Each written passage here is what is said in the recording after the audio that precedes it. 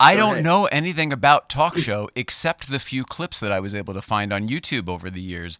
Is this Yes. show available anywhere? How long did it run? How did you Fox get a is freaking talk sitting show? on it. Like, how did this happen? They're hiding it. I came out of Seinfeld into development, and at a certain point, I wasn't having luck creating half hours, and I wanted to get back into late night. It's I love Saturday Night Live, and I loved writing about stuff, and that was going on, and so I said to my agent, I go, let's get a late night show for Norm Macdonald, and he set up a meeting with Norm, and Norm wanted to go to Norm's, the breakfast place, for that meeting. And I sat down with him and I said, you should have your own late night show. He goes, oh yeah, that's a great idea. And he goes, but what's the idea? And I go, well, the idea would be you sit behind a desk like you're sitting behind, and you will tell jokes and interview guests. That's fantastic. But what's the idea? And I go, it's late night. Like right now, I forget who is on. Is it Leno? You would come after Leno. or, or, I don't know if Conan was on the air yet, or I guess he was, but there was a spot open somewhere. Sure. Maybe it was Maybe CBS. after Letterman. After Letterman. I'm going to get you on after Dave. Oh, I'd love to be on after Dave, but we need an idea. And we just went for like an hour. I was like, oh my God. There's no idea, Norm. And he's laughing. There's no idea. You've watched these shows. You and your comedy and your point of view are all that it takes. Yeah, Norm's the magic. So needless to, yeah, okay. And we had the same agent. And he's like, no, you're never going to talk Norm into this. He doesn't understand what you're talking about. So he said, you know what, Mike? I want to do this. If I'm being truthful to what I want to do, I've always wanted to do this job. I've been afraid to say that to anybody. You're the first person to say it. Let's do it. He goes, have you ever done anything? I go, yeah. I mean, I was on camera a lot in Saturday Night Live, and obviously I know the writing and the producing piece of it. It seems like it could be a natural progression. And let's go out and try to sell it. Conan just did it. He was a writer. He made that jump. I think we can, squeak through that door he opened, and we were able to do it with Fox. They bought the pitch. We made a pilot. We shot 6 pilots after that. Jerry was kind enough to come in as a guest. Jason Bateman came in. I was able to call. Frame? You said after Seinfeld, right? So after 98. Yeah, this would be 2005, maybe 2004. Oh, wow, it's more recently than There's a little bit of a hiccup that took a year, all right, where Gail Berman, who is running Fox, and buys the show.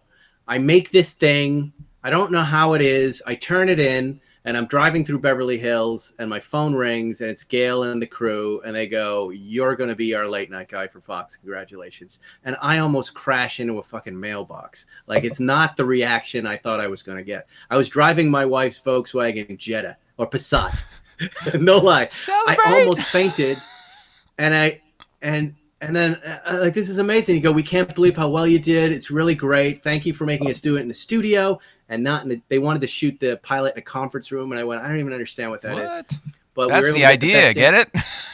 We got the best damn sports set, which gave me a desk, not unlike yours. And we had a great little pilot.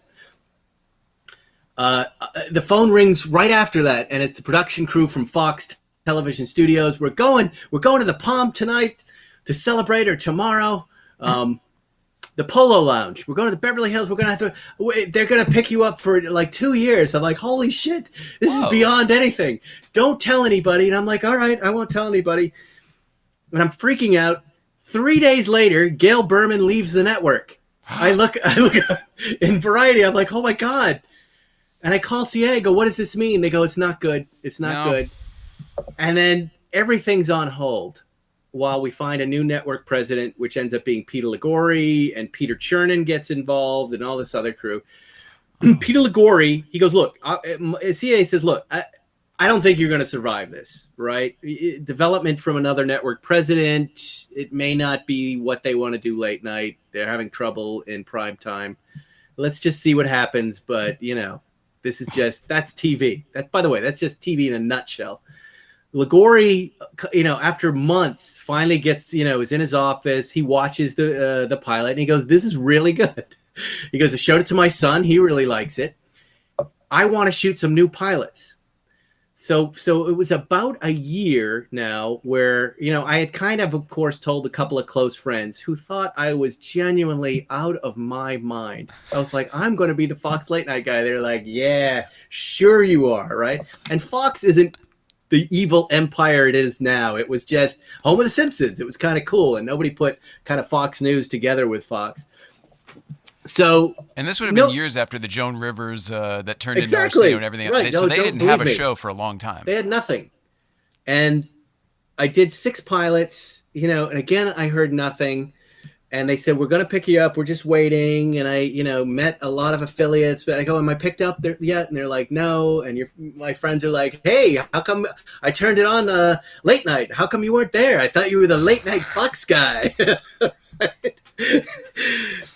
And I get, out of the blue, I get an invitation to come to Las Vegas with Peter and to meet the network affiliate groups, the individual small business owners who own the individual stations across the United States. Boston, this is the Philadelphia. handshaking. This is the handshaking part. Yeah. Right? And they tell me, we want you to have dinner with some of them, and we just want you to meet them. They want to meet you. And I go, okay. And then, be funny, get up on stage. And I go, when is that going to be? He goes, it's in a casino basement on a Tuesday morning at like 7 a.m. I go, and you want me to be funny? I'm the late night guy. He goes, just get up and say something. And I go, okay. But I'm not picked up. They're like, no, just talk to them. It's a conversation. And I'm like, all right. So I can't sleep the night before. I remember having dinner with the guy who discovered Oprah Winfrey, King Syndicators, and Peter. And I'm just King's World, there. Sure. Yeah, King's World, and he's kind of asking me questions, and I don't know anything, and I'm just like, I don't know what's happening here. Good but people I'm to ready talk to, though. I'm ready to give up on this dream, and I get backstage. There's 200 or 300 people there. I've not been on stage like this before, but I had written some jokes with one of the writers from the pilot, and I didn't know how I was going to present them. And Jerry gave me a great opener, which was something like, that folks, there's nothing better for a late night guy than to show up on a Tuesday morning at 6 a.m. and try to make you laugh. So he said, just trust me, say that, they'll laugh. And I hear Peter talking on stage, and he goes, ladies and gentlemen, so here he is. We're picking him up for a full season of his new talk show with Spike Feresten. Here's Spike Feresten. So that's the moment. As I'm walking on a stage, I hear the show has been picked up for a year. Talk about waiting to the last possible second. Right. And I mean, that is also your first lesson in how there's always a curveball before you walk on a stage, as an entertainer. I don't have much experience in it, but I know one thing for sure. Whenever you walk out, something always happens right before. You can get shoved, you can be picked up, but there's always something there to throw you off, and you have to pretend it didn't happen. And I went out and I told that joke, and I told these 7 other jokes, and they crushed. They absolutely crushed. And, it's one of my favorite moments of that experience. Like, it didn't always go that way. In fact, I did that same material, 2 weeks later in a dark studio with a bunch of advertisers, and I didn't get a single laugh. And that was like, holy shit. That was bombing beyond belief. I think it's cool that you got your talk show the same way Johnny quit his. Yeah. He told the affiliates first. That's sort of, that was just how it happened. It was the day they announced that show there was the day he died. Johnny Carson died.